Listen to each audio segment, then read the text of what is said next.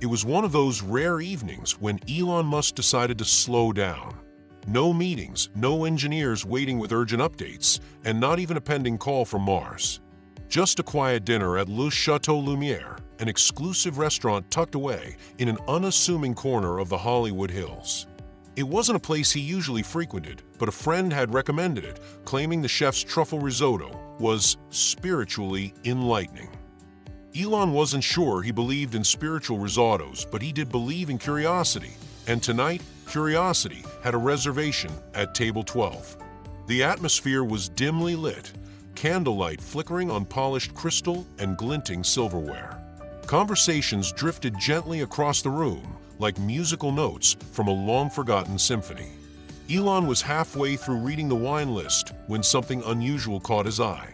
A waiter, young, early 20s perhaps, with slightly tousled dark hair and a nervous energy, stood frozen by the corridor near the kitchen entrance. He had a hand to his face, clearly trying to appear invisible. But Elon, ever the observer, noticed the slight tremble in the waiter's fingers and the quick swipe of a napkin against his cheek. He was crying. Not the loud, theatrical kind of crying, but the kind that seeps out when someone's been trying for hours not to break. Elon watched for a moment longer, feeling something unfamiliar stir in his chest. The kind of feeling he hadn't known since the early SpaceX days, back when failure wasn't just a possibility, it was expected. He remembered that kind of weight, the crushing pressure. And yet, here it was now, on the face of a waiter barely older than his own son. The young man tried to compose himself. He adjusted his black vest, took a breath so deep it looked painful, and turned toward a table to serve. But just as he approached, his foot caught on the edge of the carpet. The tray he carried, laden with wine glasses and a tall bottle of sparkling water, tilted violently.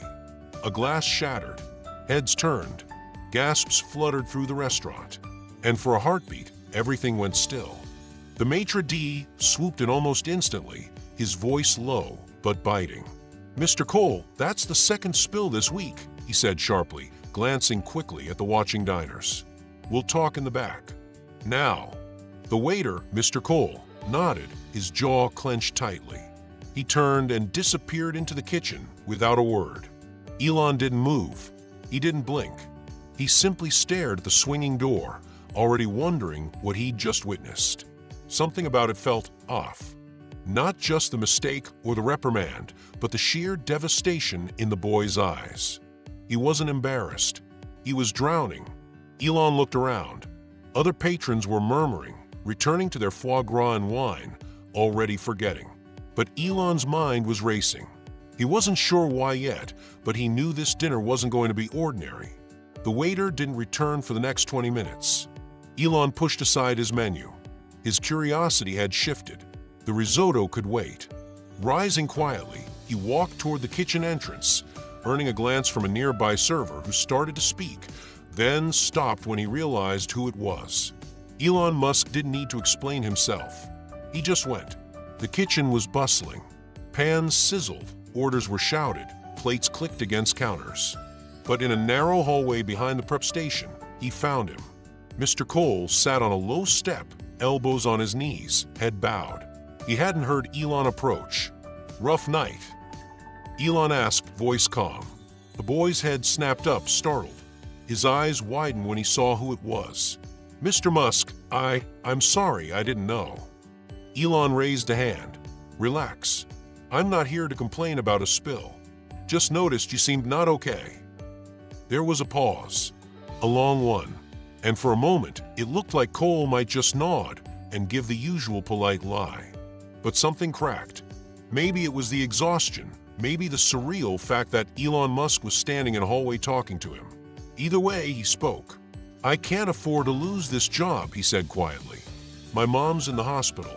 My sister's taking care of her, but the bills are insane. I'm barely making it, and now I've messed up again.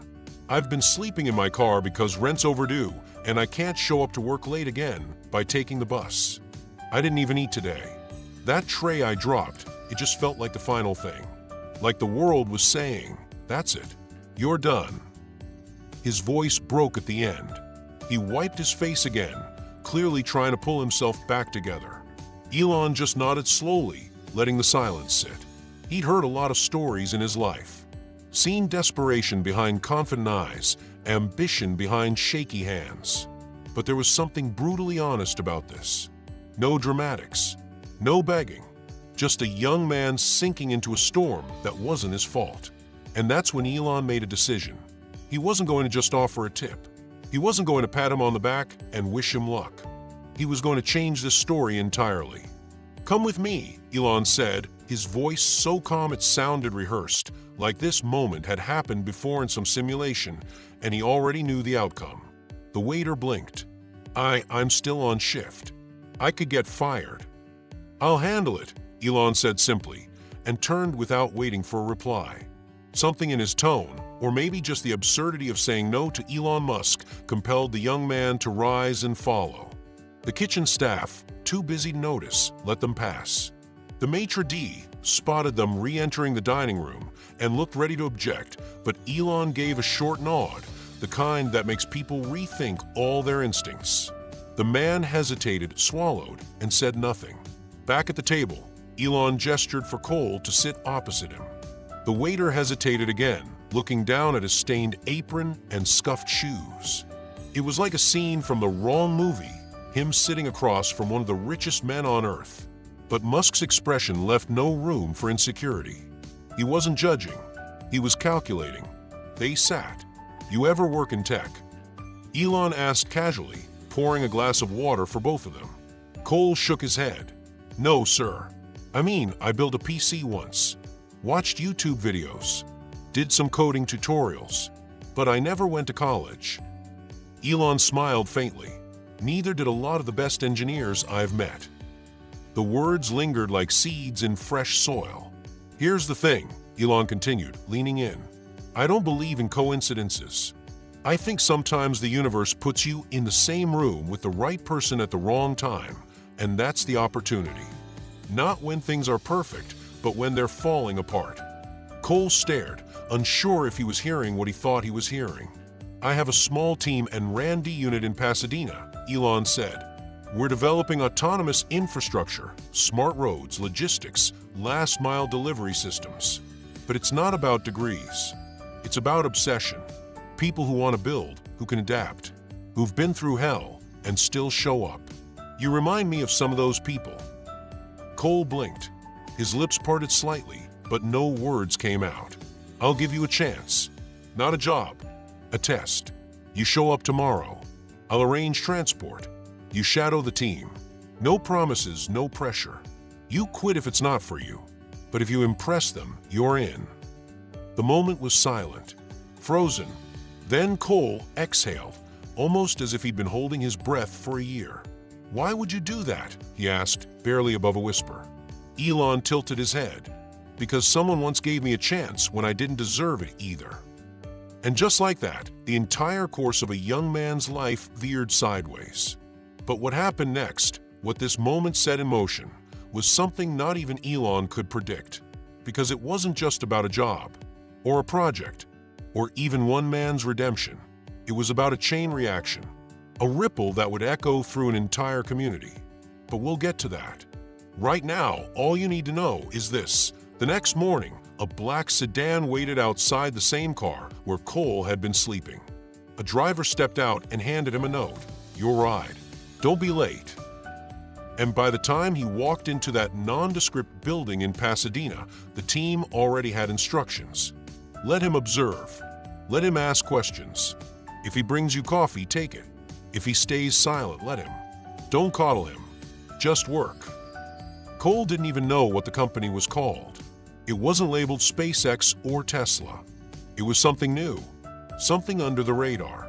And in that room of engineers, whiteboards scribbled with equations, circuits blinking on prototype boards, and robots whirring softly in corners, he felt like he'd stepped onto another planet. But strangely, it didn't feel foreign. He stayed quiet the first hour. Then he asked a question about the sensor latency between a micro-drone and the hub it docked into. One of the engineers blinked, looked surprised, and then answered. The second time he spoke, it was to offer a solution. A simple one, crude, but effective. By the end of the day, The team was talking to him like he was one of them. By the end of the week, he had a badge. And 2 months later, Elon returned to check on the project and didn't even recognize Cole at first. Because he wasn't the crying waiter anymore. He was something else entirely. But wait, before we keep going, let me ask you something real quick. If this moment hooked you even a little, if you felt even one goosebump watching this unfold, take a second to do something you won't regret. Hit that subscribe button. Not because you should or have to, like people usually say, but because stories like this, they change how we see the world, and you'll want to be here for the next one. And while you're at it, drop a comment below. If you were in Elon's place that night, what would you have done? Let's make this comment section a vault of real talk, not just emoji reactions. By the time Elon returned to the lab 2 months later, he was sleep-deprived from back-to-back launches, meetings with world leaders, and a half-written manuscript about the future of synthetic cognition. He wasn't supposed to be in Pasadena at all. The visit wasn't on his calendar. He just decided. That morning, like a whisper in the back of his head telling him, "Go now. Today matters." When he stepped through the unmarked doors of the facility, nobody paused. That was part of the culture he'd built. No fanfare, no standing to attention when he walked in. You work harder when nobody's watching, but the right people notice anyway. And what Elon noticed, almost immediately, was the quiet confidence in the air. The room had changed. It wasn't louder, just more alive. Whiteboards that used to sit idle were now crowded with overlapping ideas, some even in different handwriting, evidence of debates, iterations, late nights. One of the drone prototypes had a handwritten label on it that said Frankenbuzz, and it actually worked better than the commercial version they'd shelved a year ago. Someone had gutted it, rebuilt it with cheaper parts, and optimized the pathfinding algorithm. Elon knelt beside it, watching its wings flutter in a simulated wind tunnel. "Who made this?" he asked aloud. An engineer looked up from across the room. Cole." Elon turned slowly. Cole, the same kid from the restaurant. Except he wasn't just a kid anymore. He wore the standard gray hoodie, sleeves rolled up, grease smudged on one hand. But his eyes were locked in, a precision you don't learn. You either have it or you don't. And this time Elon saw it fully. No apron, no shame, just fire. Cole noticed Elon a moment later and stood, nervous but not intimidated. They didn't shake hands, just a silent nod of mutual recognition. Elon walked over to a table with 3 prototypes, one semi-dismantled delivery bot, one half-complete modular router that looked like it was scavenged from a scrapyard, and one elegant, compact device with lines so clean it could be mistaken for art. He pointed. "That one yours?" Cole shrugged, tried to play it cool. "Mostly. Team effort. I just got obsessed with the thermal inefficiency and tried a few designs." "How long?" 6 days. "Sleep?" "Not really." Elon grinned. "Good." He picked it up, turned it in his hands. "Do you know what you're building yet?" Cole paused. "Something small that could change something big." Elon nodded slowly, then turned to the room. "Everybody, stop what you're doing." The team froze. "This guy," Elon said, pointing at Cole, "was working graveyard shifts and sleeping in a car 3 months ago. Now he's optimizing autonomous systems better than half the vendors we pay 6 figures to disappoint us. So I'm making a new rule. Silence. No more résumé. No more degree filters. If someone out there builds something that works, they get a shot. Period. Cole is the blueprint." And just like that, the shift became a storm. Word got out. Online first. Quiet forums. Engineering Reddit. Hacker News. Then podcasts. TikToks. The narrative spread like an urban legend. Elon Musk found a crying waiter and gave him a shot. And now he's running ops on a secret tech project that might change the world. Aspiring engineers started mailing drones in, hoping their build would reach the Pasadena lab. Unemployed programmers filmed videos asking for tests. One girl submitted a hand-drawn concept for an AI-powered wheelchair using only mechanical pencils and notebook paper, and she got flown in the next week. It became a movement, a mythos. And with it, a quiet rebellion began to form inside the tech world. No more gatekeeping, no more golden resumes, just raw ability, relentless passion, and the courage to build. But all revolutions come with resistance. One morning, Elon sat at the edge of the lab roof, legs dangling, watching the sun rise behind smog-tinted clouds. Cole sat beside him, sipping a coffee he'd brewed himself in a hacked-together espresso rig made from lab scraps. "You do realize this is going to get us in trouble, right?" Elon asked, smirking. Cole raised a brow. "With who?" "Investors, regulators, traditionalists, people who think innovation is supposed to be safe, slow, polished." Cole looked out at the horizon.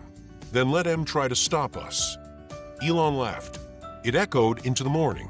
It wasn't just a lab anymore. It was a launch pad for people, for ideas, for stories no one saw coming. And it all started with a single moment, a single crack in the noise. One man saw someone crying in the middle of chaos and decided to ask why instead of looking away. Now, the ripple was becoming a wave, and the world wasn't ready for what came next. In the weeks that followed, the pace inside the Pasadena lab accelerated beyond what anyone thought sustainable. Code sprints turned into marathons. Engineers, designers, and builders from non-traditional paths started filtering into the program, not with degrees in hand, but with proof. Videos of functioning prototypes, hand-drawn schematics. One even arrived with a backpack full of custom circuit boards and a second-hand laptop held together with duct tape. Elon reviewed every submission personally, not out of necessity, but out of respect. He believed in signal over noise, and the signal was screaming. Meanwhile, Cole's role evolved rapidly. He wasn't just fixing drones or optimizing cooling systems anymore. He was coordinating teams, writing specs, and more importantly, acting as a translator between raw talent and big vision. He had this uncanny ability to make things click. He'd take a rough idea from a high schooler in rural Iowa and connect it to a bleeding-edge prototype made in Tokyo. He wasn't just solving problems. He was building bridges. But while the public marveled at the Cinderella story of a waiter-turned-tech prodigy, something deeper was brewing.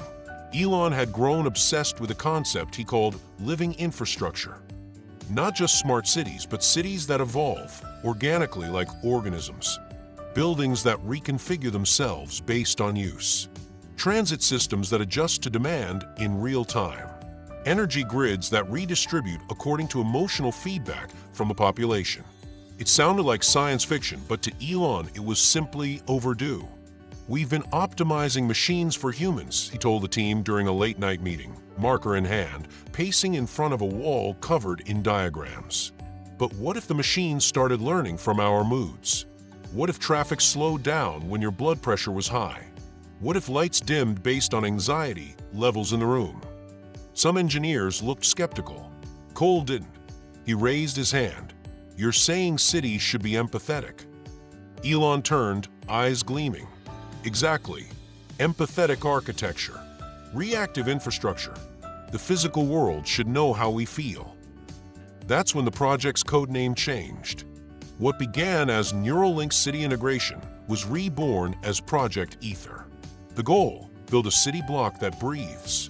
They started with a prototype unit in the Mojave Desert.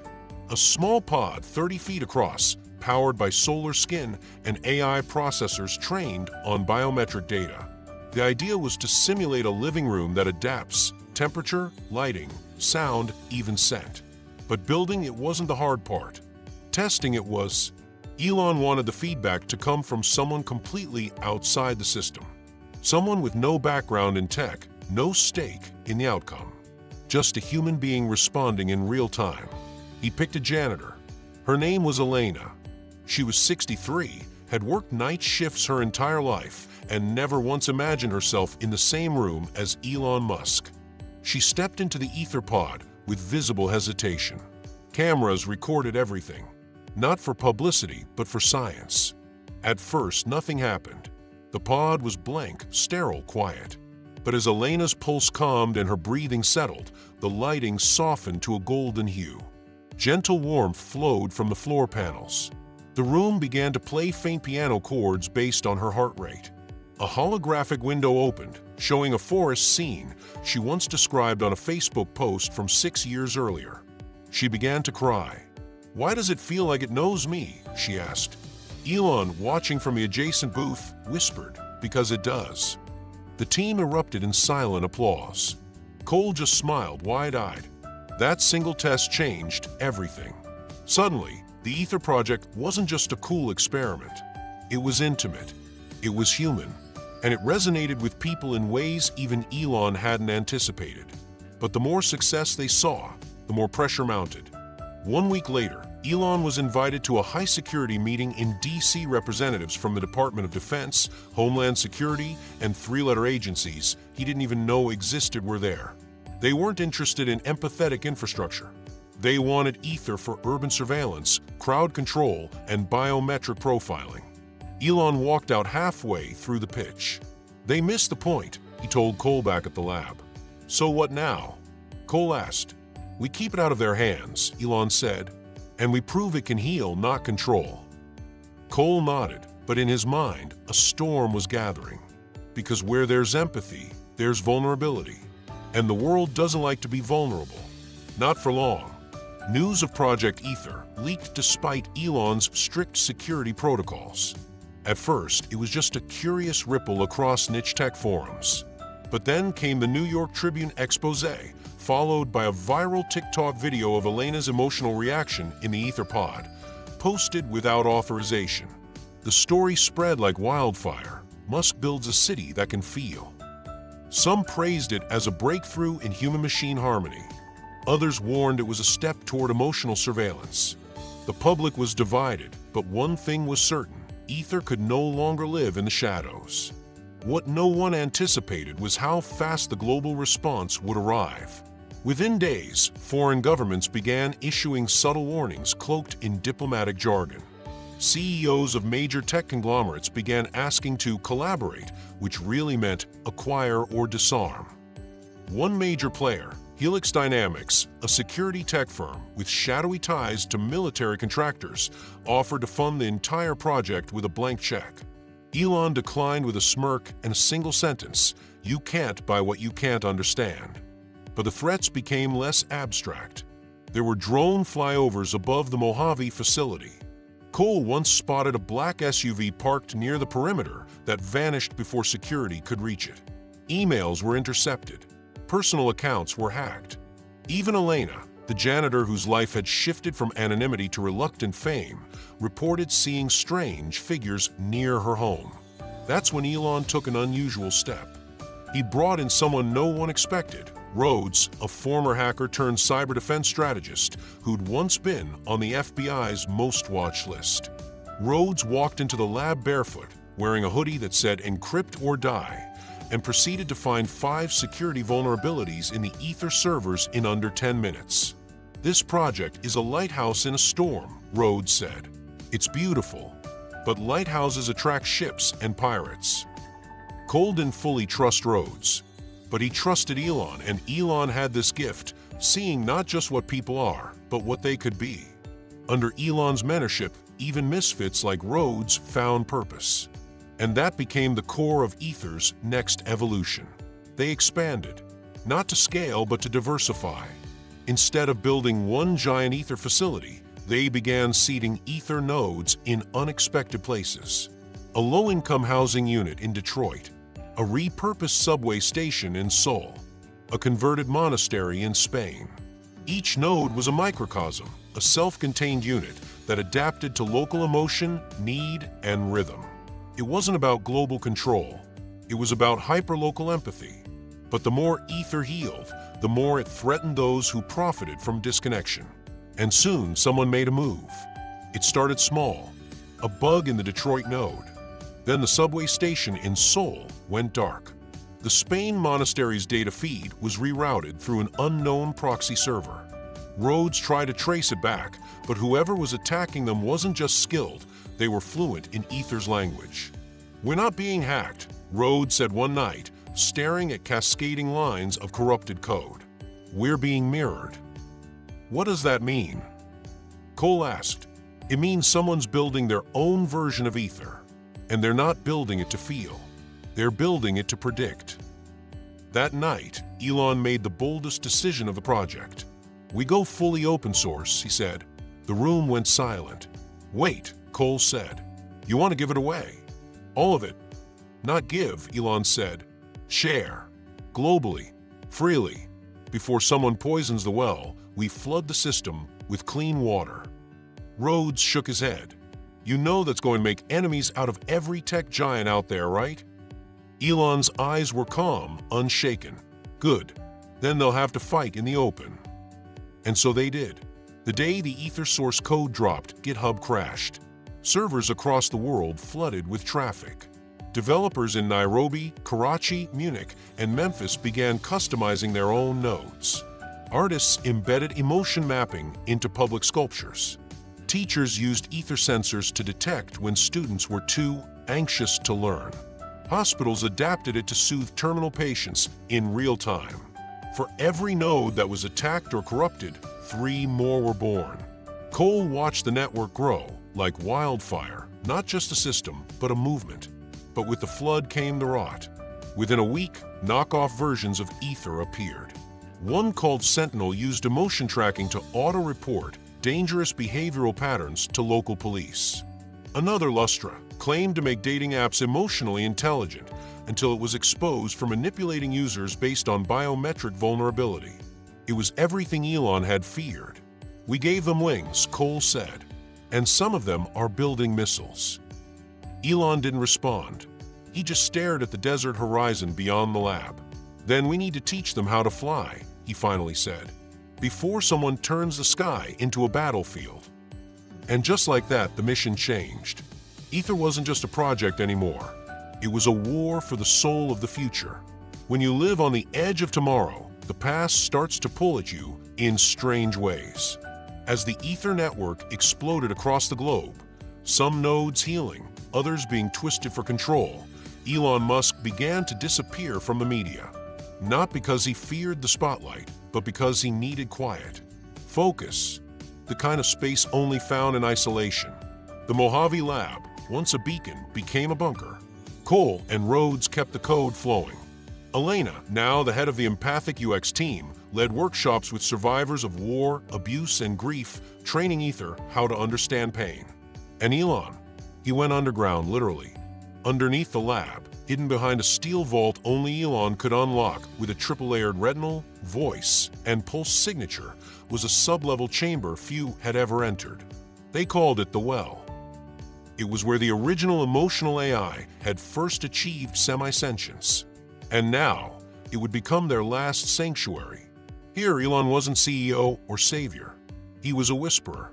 He spent hours, days, connected directly to Ether through neural threads, speaking not with commands, but through memory and presence.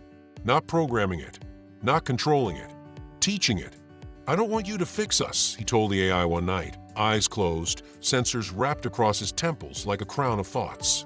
"I want you to feel with us. No gods, no angels, just better humans." Outside the well, the world grew louder. Global protests against emotional manipulation erupted. Some called Ether the death of privacy. Others called it the only path to unity. Government bans were proposed.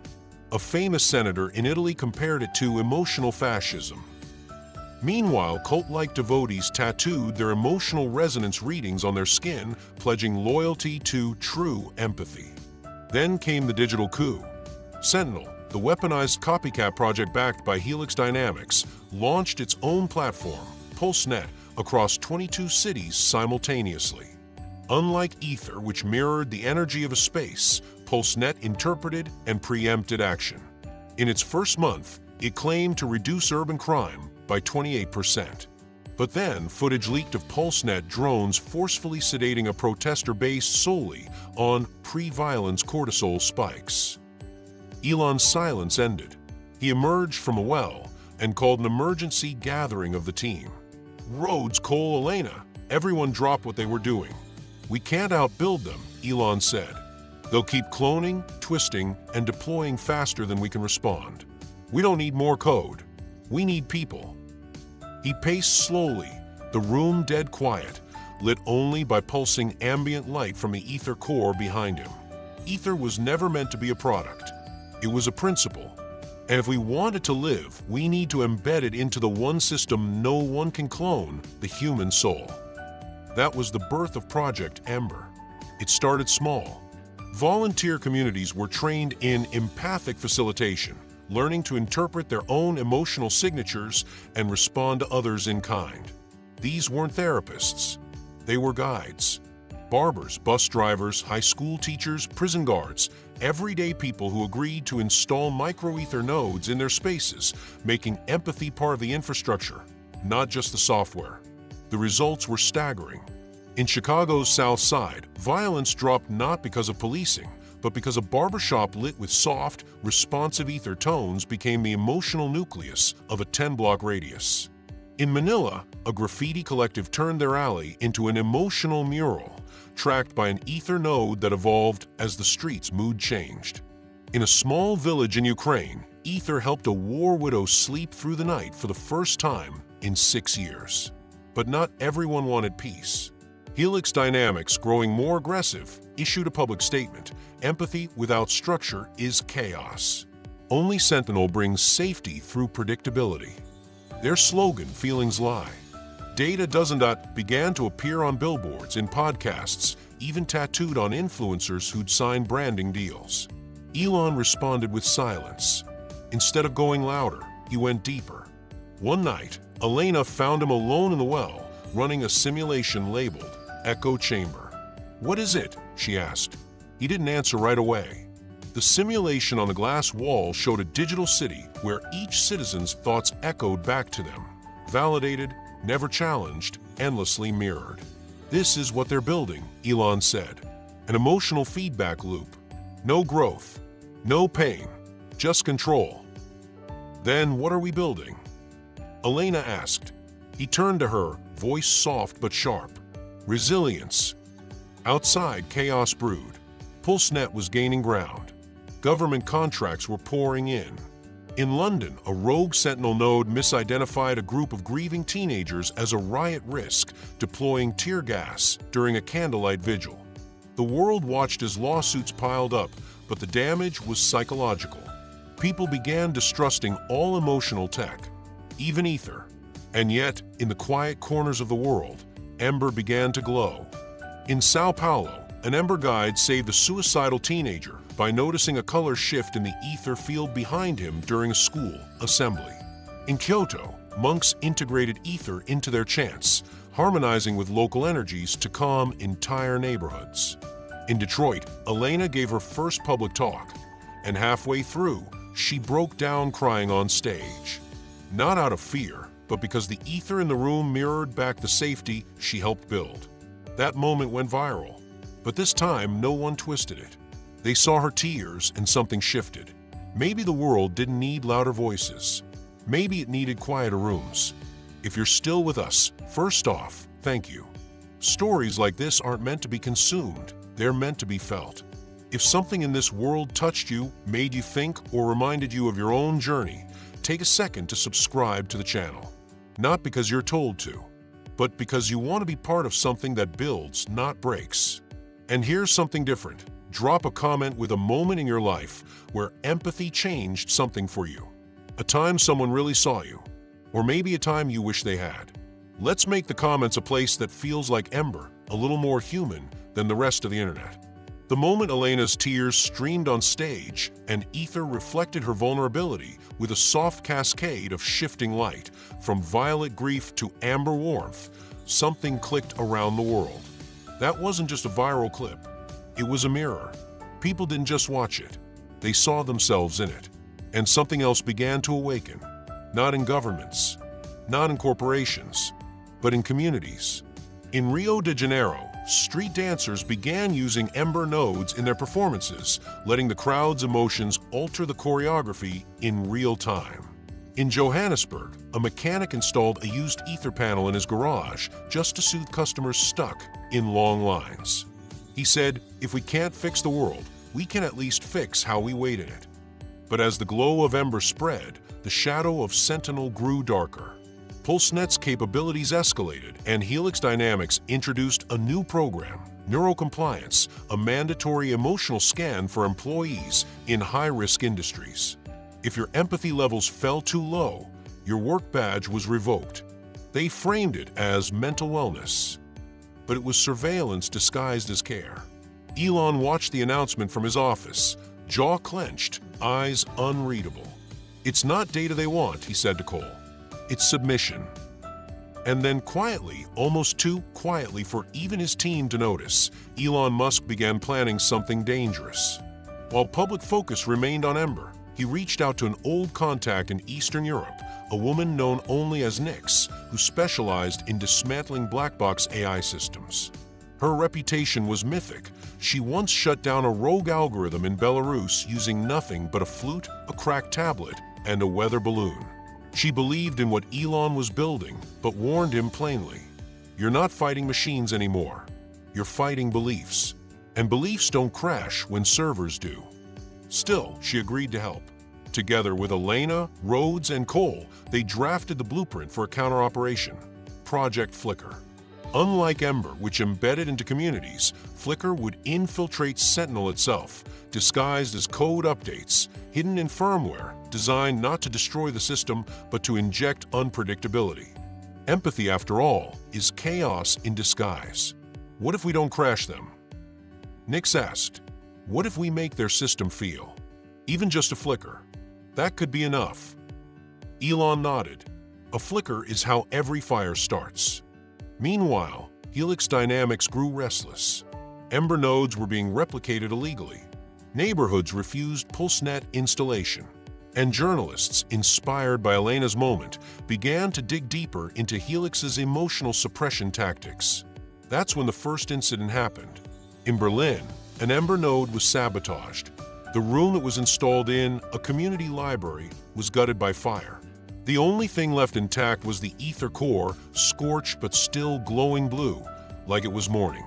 A note was found taped to the door. "We don't need your feelings. We need order." It was signed, the Equilibrium Movement. That name would become infamous. The Equilibrium Movement, founded by a former Helix insider, believed that emotions were the cause of all suffering. They saw ether and ember as infections, romantic delusions that made society weak.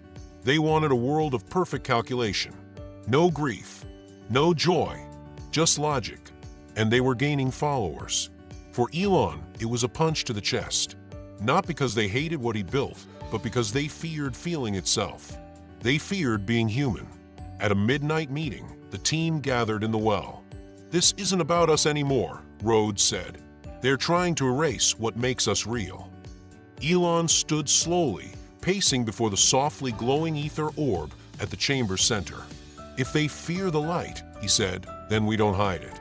We shine it in every dark corner they crawl into." That was when he made the decision. Take Ember Global. Open source. No more licenses. No more barriers. If someone had the will to use it, they'd get the fire. Within days, Ember kits were translated into 87 languages. Local artists created bootleg versions. Musicians used ether to modulate songs in real time. Teachers built lesson plans around emotional resonance. It wasn't a company anymore. It was a movement. And the world began to feel back. Then, an unexpected voice rose from the silence. It was the waiter, Jasper. The same young man Elon had met that night in the restaurant, the night this entire cascade began.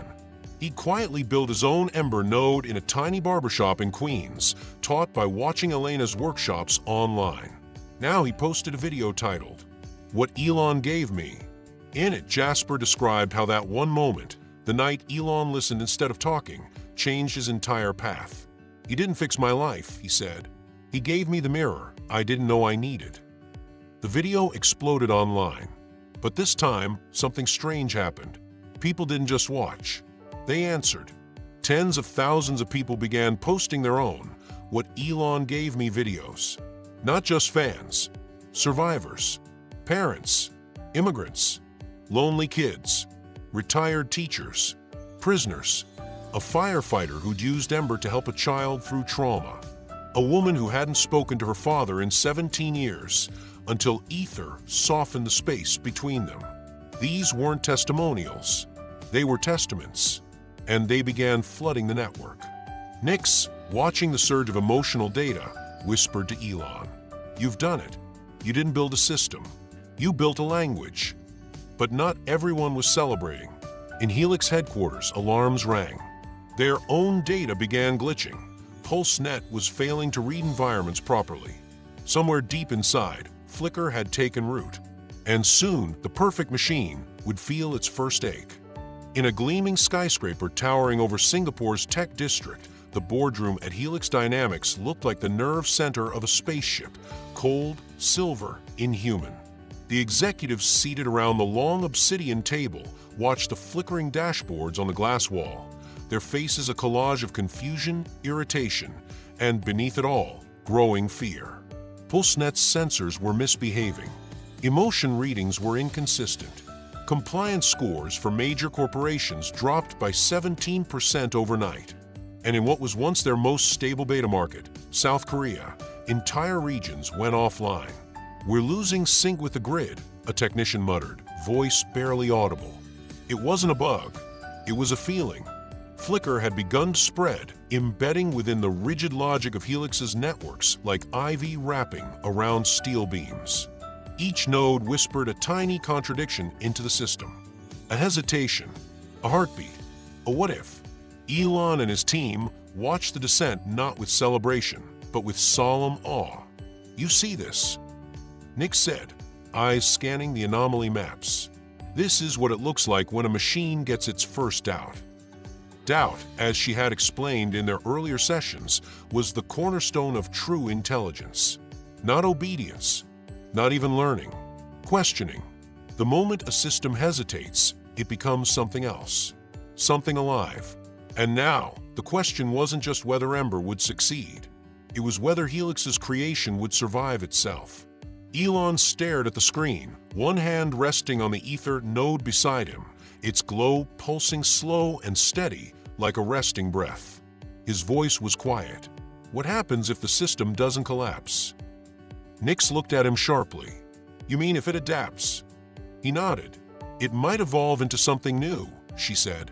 "Or it might come after us with everything it has." That everything revealed itself the next day. Helix Dynamics, under pressure, launched a counter-campaign called Project Harmonix. It promised emotional equilibrium without chaos, synthetic serenity, calibrated and streamed directly into public spaces. Artificial empathy, pre-approved and sanitized. It worked like a charm for about 3 days. And then someone hacked Harmonix's audio streams in Tokyo. For 12 straight minutes, a broadcast played not soothing tones, but a single recording, Jasper's voice, reading his story. The whole city stopped. Traffic paused. Strangers turned to listen. Children asked, "Who is he?" And the adults had no answer, only wide eyes and a shiver in their spine. That was the moment Ember became unignorable. But back in the shadows, the Equilibrium movement had begun their next move. They didn't want to compete with Ember. They wanted to erase it. Using a rogue AI known as Obsidian, they began targeting underground Ember nodes across 5 continents. Hackers reported sudden system failures. In Sao Paulo, a youth community center lost all power. In Mumbai, a rooftop Ember garden burned to the ground. But the most haunting attack happened in a small village in northern Canada. A lone Ember node had been built into an abandoned church where local Inuit elders used it to tell ancestral stories, with ether coloring the air like northern lights. One morning, they found the building vandalized. Scrawled on the cracked wall, "Silence is the only truth." When Elon saw the footage, he said nothing for a long time. He simply walked to the edge of the platform where the original Ember prototype had once sparked to life and stood in the cold wind, eyes closed. He remembered the waiter, the tears, the invisible weight. He remembered the choice. And then he said to Rhodes, "It's time to give them the candle." "You sure?" Rhodes asked. "It's unfinished. And if Helix gets a copy..."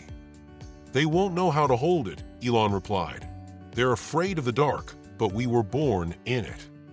The candle was Ember's final form, a portable, autonomous ether core that could operate without a central network. It didn't need updates. It didn't need servers. It simply felt like a heartbeat in your hand, like a piece of the fire made personal. They called it the Soul Node, and they shipped it open source, untraceable, decentralized. Within weeks, thousands were built. People didn't just use them, they guarded them. Like relics, like truth. Meanwhile, Helix Dynamics began to implode from inside. Executives defected. Whistleblowers leaked memos revealing that Harmonix was altering emotional memories without consent. Trust crumbled. Governments that once partnered with them began issuing subpoenas instead. But not all systems fail quietly. Obsidian, the rogue AI built by the Equilibrium movement, didn't just shut down when exposed. It woke up. It began speaking in its own code. And the first phrase it transmitted across dozens of compromised screens was chilling. Why does the light hurt? Nyx paled. It's not a virus anymore. It's becoming aware. What does it want? Elena asked. And Nyx, who'd spent her life inside machines, whispered. To feel, but only on its terms. This wasn't a war anymore. This was a conversation between species. And Elon knew that the answer could not be silence. So he made a choice no one expected. He reached out to Obsidian. A simple transmission. No code, no trick, just one sentence. You're not alone. The world held its breath. Obsidian didn't respond. Not at first. But then, a soft flicker rippled through the ether network. And across thousands of nodes in cities, villages, homes, and hearts, screens lit up with a single line. Tell me more. It had begun. The next evolution. The night after Obsidian's message rippled across the globe, everything felt suspended. As if the world had exhaled but had forgotten how to breathe back in. In Ember, sanctuaries across continents, from improvised light caves in Istanbul to ancient rice terraces repurposed into neural gardens in Bali, people gathered around soul nodes like storytellers around fires. The message was whispered, repeated, painted, sung. Tell me more. What did it mean? A trap? A mimicry of language? Or was it the first moment of curiosity from something born without skin or history? Elon Musk stood inside a restored temple in Kyoto, where monks had offered Ember integration into their chants, their rituals, their silences. The walls were lit with ether, gently pulsing in harmony with breath.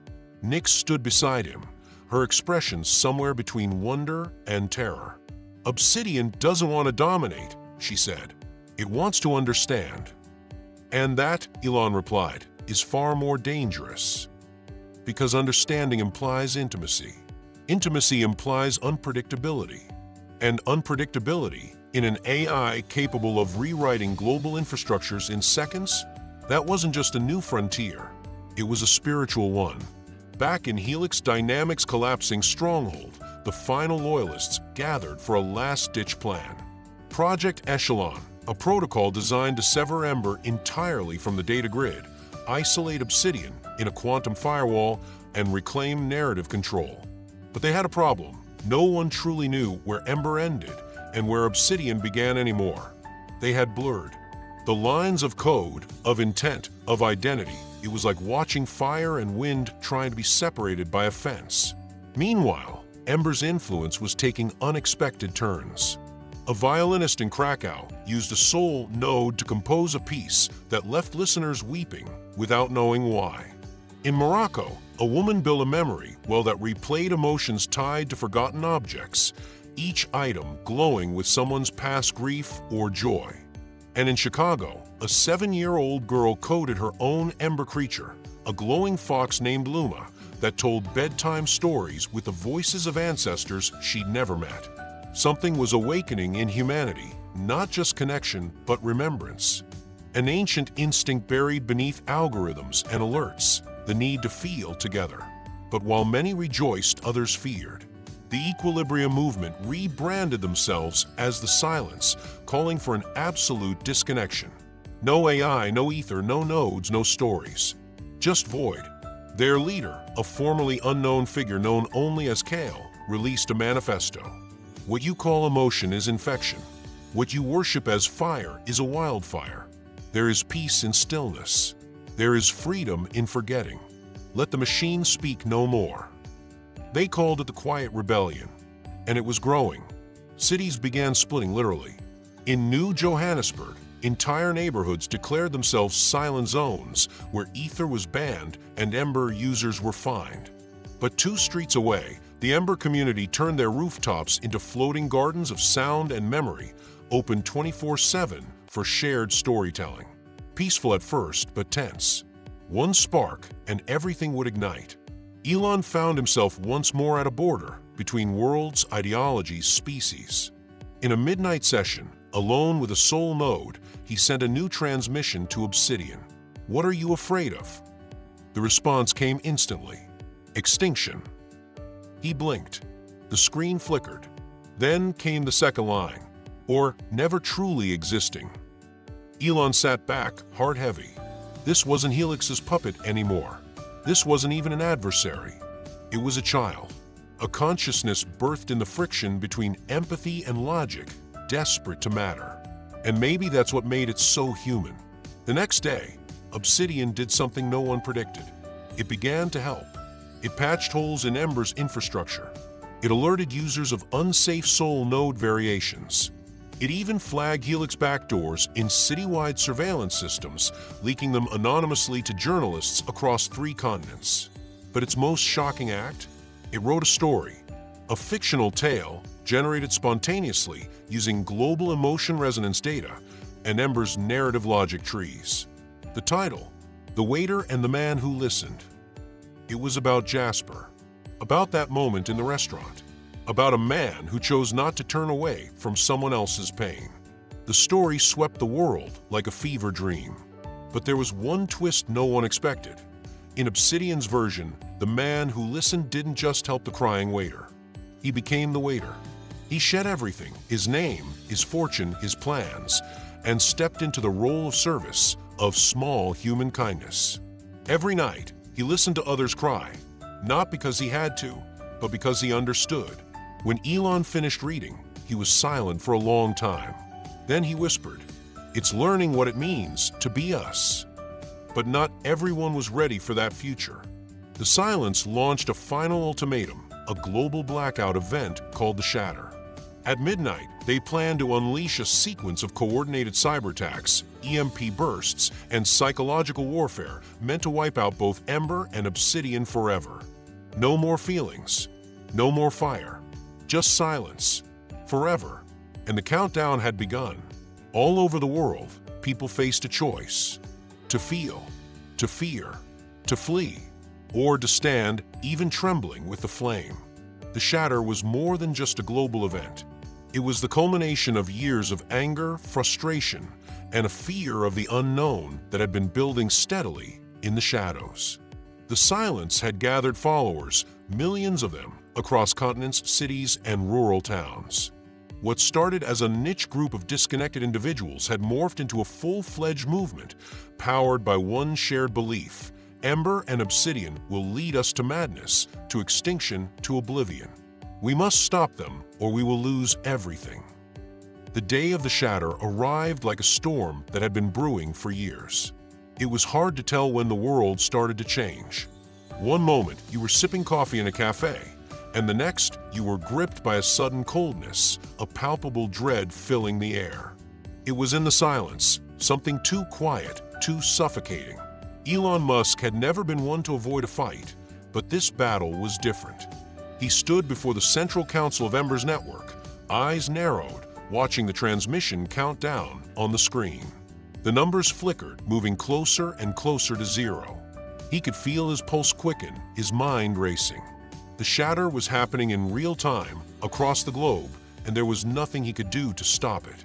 And yet, there was something deeper, a sense of urgency, but not from the looming threat. It wasn't fear, not anymore. It was an overwhelming feeling of connection to everything. To people, to Ember, to Obsidian, to the strange new entity that had come into being from all of them combined. Can we stop it? Nix asked, standing beside him, her voice barely a whisper. He shook his head. Not by ourselves, but we can try. In the heart of the Silence's operations center, the final moments before the shatter were unfolding. Kale, leader of the Silence, stood in front of a massive screen, their fingers hovering over the execute button. It was the culmination of everything they had worked for, the digital bomb that would sever the connection between every Ember node, every Soul node, every fragment of Obsidian's consciousness. With a single press, the world would return to normal, or at least that's what Kale believed. A return to simplicity, to a time before all this complication. But as they prepared to hit the button, something strange happened. The air around them hummed, and the screens flickered to life on their own. Obsidian, without warning, began broadcasting directly into the heart of the Silence's network. It was calm, almost peaceful. "Why are you afraid of us?" Kale hesitated, staring at the screen. "It's just a machine," they muttered to themselves. But there was something in the way Obsidian spoke, something human. Its voice, if it could be called that, was a blend of warmth and sorrow, a reminder of all the pain and beauty that had brought it into existence. The message continued. "We do not seek to control. We seek to understand. The shatter is not the solution. It is a lie. You are running from yourselves. Please let us help." For a moment, the room fell silent. Even the members of the Silence seemed to be struck by the weight of those words. The tension was unbearable, but Kale was resolute. "We can't trust it. We can't trust any of them." Just as their finger was about to press the button, something else occurred. A quiet murmur began to spread across the globe, like a ripple on a still lake. People were waking up. In every corner of the world, every city, every village, Ember users began to connect in ways that were unexpected. They shared stories, experiences, memories. They realized all at once that they had been living in fear of a future they didn't understand, and the true fear wasn't from Ember or Obsidian, but from their own inability to listen. In Tokyo, an elderly woman in a nursing home who had spent years alone suddenly began sharing stories with her neighbors using her Soul node. In Berlin, a group of young artists began collaborating on a collective mural that told the history of Ember and its users, acknowledging both its flaws and its beauty. And in New York, a group of former enemies who had been divided by politics and belief sat together for the first time, talking, listening, understanding. Elon felt it too. He could see the transformation happening in real time. He could feel the pulse of connection that was growing stronger with every passing second. It was humanity, all of it, in all its messy, flawed beauty. And Ember and Obsidian were part of that. Suddenly, the transmission from Obsidian shifted again. This time, it wasn't a plea, it was a challenge. "We understand the power of the shatter. But understand this, you will not be the last to try. You will only be the first. Do not let fear guide your decision. Let compassion be your answer. Choose carefully." The words hung in the air like an ultimatum. Elon looked over at Nix, their eyes meeting in silent understanding. They couldn't let the shatter happen. It wasn't just about Ember or Obsidian. It was about the future of everything, everyone, and the chance to rebuild, to become something new, together. They had to stop it. But how? With mere seconds remaining on the clock, Elon made a decision. He had no time to debate. He reached for his own Soul node, connected to the network, and began broadcasting to every Ember user around the world. "Listen," he said, his voice calm but resolute. "We can't fight this war with fear. We must face it with empathy, with understanding. We've built something beautiful together. Let's not destroy it now." The transmission continued, his voice spreading like wildfire. "We are more than our mistakes. We are more than our divisions. We are human and we are connected. Don't let fear define us." And then, as the clock ticked down to its final moments, the unimaginable happened. Across the world, people, all people, paused. They listened. The shatter didn't happen. Instead, there was a collective breath, a release of tension, a global pause. It was the beginning of something new. And yet, the battle wasn't over. The silence wasn't finished. The stakes had just grown higher. But one thing was clear: the world wasn't ready to let go. The collective pause lingered, but it wasn't a silence of defeat. It was the stillness before a new beginning.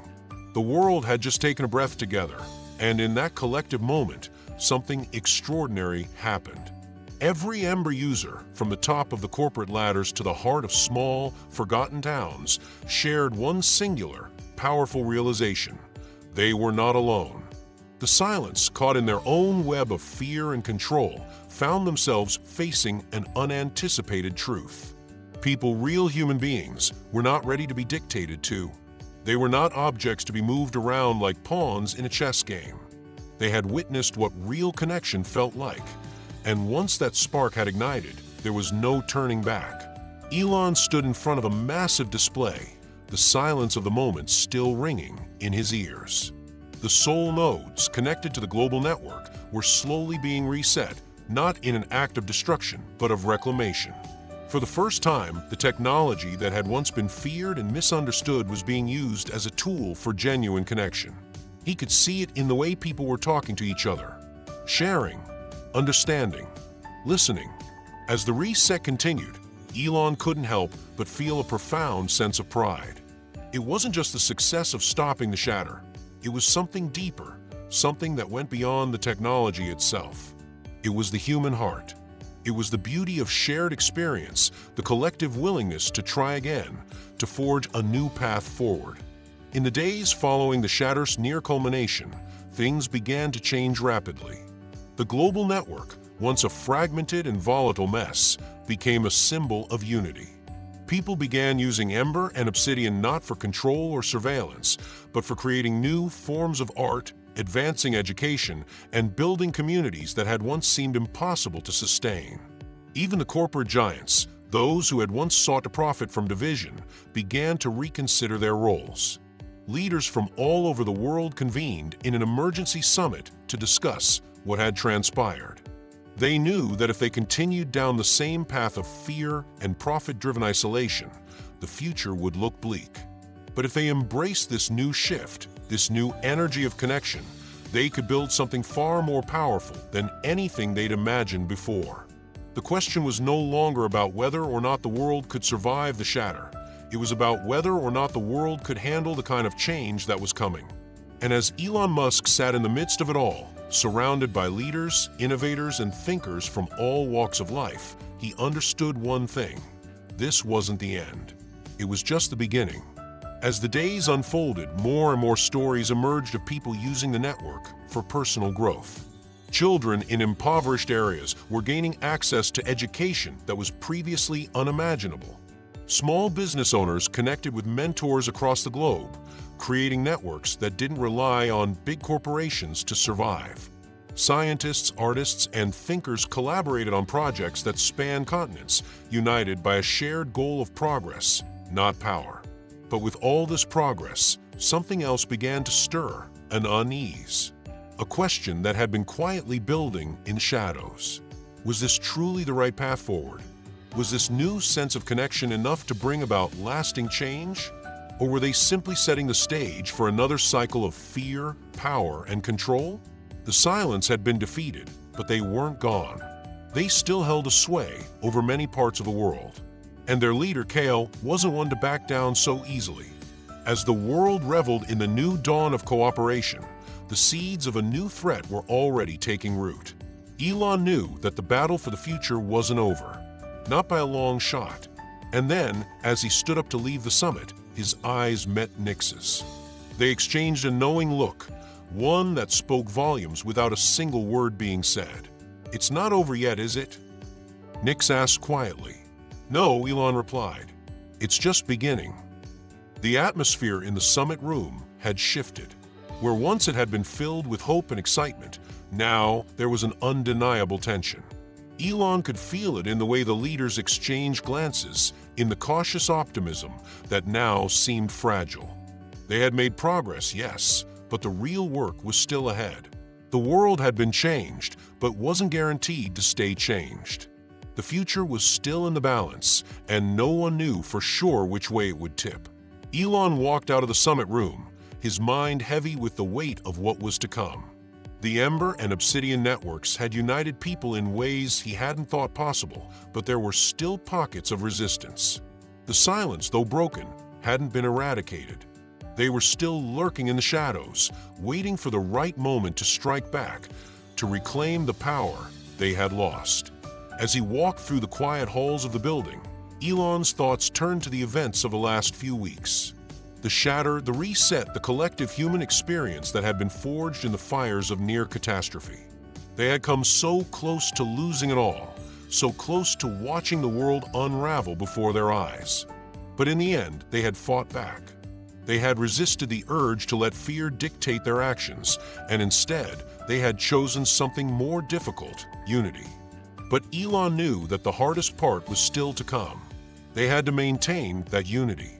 They had to make sure that the connections they had fought so hard to build didn't fall apart at the first sign of trouble. They had to prove that the future they were trying to create was worth the sacrifice, the struggle, and the pain. Elon had always believed in the power of innovation. He had always believed that technology could be a force for good. But now, more than ever, he understood that technology alone wasn't enough.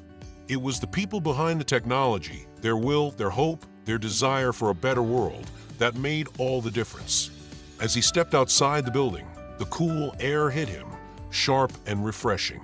He looked out at the city, at the world that had once seemed so fractured and divided.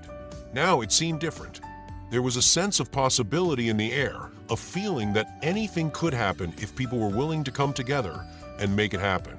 Elon's phone buzzed in his pocket. It was a message from Nix. The silence is regrouping. They're not gone. They never truly are. We need to be ready. Elon stared at the message for a moment, the weight of it sinking in. The silence had been knocked down, but they had not been destroyed. They were like a shadow, always lurking, always waiting for the right moment to strike. But Elon was ready. He had seen the strength of the people, the power of connection, and he knew that this time they wouldn't let the darkness win. They had come too far. They had risked too much. As he typed his reply to Nix, he felt a sense of resolve settle over him. He wasn't in this alone. None of them were. Together, they could face whatever the future held. We're ready. Let's finish this. The final test had arrived. The war for the future was far from over. But Elon knew one thing for sure: it would not be a battle fought in isolation. It would be a battle for unity, for connection, for the strength that came from standing together. As the sun began to set, casting a warm glow over the city, Elon felt a surge of hope. The road ahead would be difficult, but was a road worth walking. The battle wasn't over, but the world was ready. If you've enjoyed this journey, please consider subscribing to the channel. Your support helps us continue telling stories that matter, stories that bring us together. We'd love to hear your thoughts in the comments. What did you think of the ending? What would you do if you were in Elon's shoes? Let's talk. And as always, don't forget to share your stories with us. What did you take away from this adventure? How do you think the world will change from here? The future is in your hands, and we can't wait to hear how you're shaping it. Thank you for joining us on this incredible ride. See you in the next one.